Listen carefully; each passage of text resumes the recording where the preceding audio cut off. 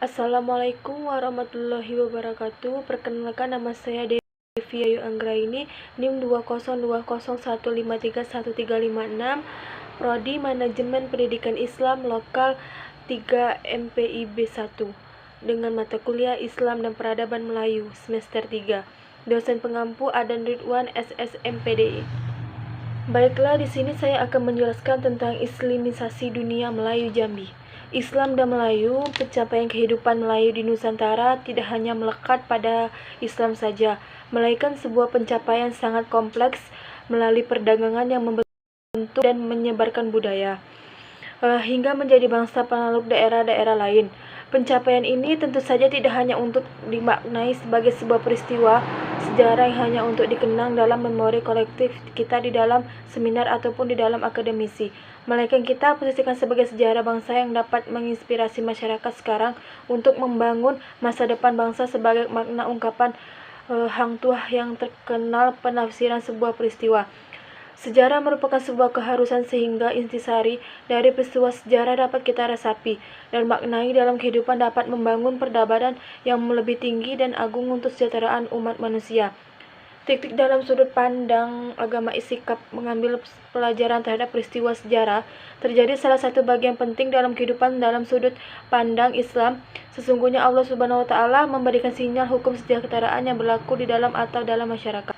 Penyebaran agama Islam di alam Melayu melalui dua tahap. Yang pertama, tahap kedatangan atau tahap ketibaan, dan tahap perkembangan. Berbagai pendapat tentang hari kedatangan Islam ke arah Melayu. Ada yang mengatakan abad ke-9 Masehi, ada yang mengatakan ke abad ke-8 Masehi, dan ada pula mengatakan lebih awal lagi, yaitu sejak zaman Nabi Muhammad SAW, yaitu abad ke-7 Masehi. Islam sudah tiba di alam Melayu. Satu perkara yang tidak dapat bisa dinafikan bahwa kapal-kapal perniagaan Arab telah sampai di Melayu. Beberapa sebelum kelahiran Islam, gugusan kepulauan Melayu telah terkenal dengan kedewasaan yang kaya dengan hasil bumi yang sangat diperlukan oleh negara-negara asing. Islam dipercaya telah berkembang di Kepulauan Nusantara pada abad ke-18 sampai 11 Masehi. Dalam penyebaran itu dikemukakan kepada perdagangan Arab, Persia, Turki, dan Melayu memainkan peranan penting dalam berita Tiongkok. Para pedagang Muslim disebut sebagai orang-orang Tasih. Tempat tinggal mereka adalah Pose dan diimpikan dengan Pasai di Aceh sekarang. Mungkin sebagian orang, bahkan di antara kita, terjebak pada persoalan islamisasi yang terjadi di tanah air ini bermuara pada tetap pentingnya peran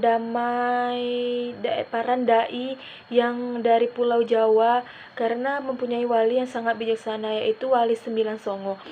Wali yang begitu bijaksana dan gigih dalam menjalankan peran kewaliannya dalam mendakwakan Islam kepada masyarakat yang masih meliputi oleh kegelapan ajaran nenek moyang mereka.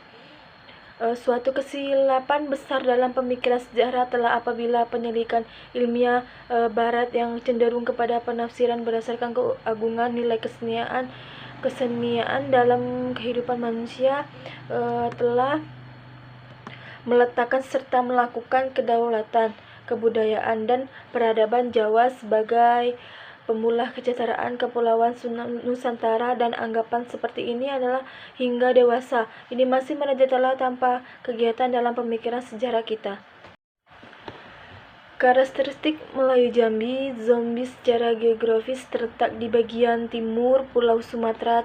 Bagian timur Jambi adalah Tanjung Jabung Timur. Jambi merupakan wilayah yang strategis karena memiliki sungai yang panjang dari hulu langsung bermuara ke lautan timur Sumatera dan langsung bertemu dengan serat-serat penting di pantai timur Sumatera. Lingkungan alam Jambi terbagi atas lingkungan daratan dan perairan. Daratan Jambi secara umum didominasi daratan rendah. Kenampakan alam dalam daratan selanjutnya berupa perbukitan, daratan tinggi, pegunungan, gunung, teluk, dan tanjung.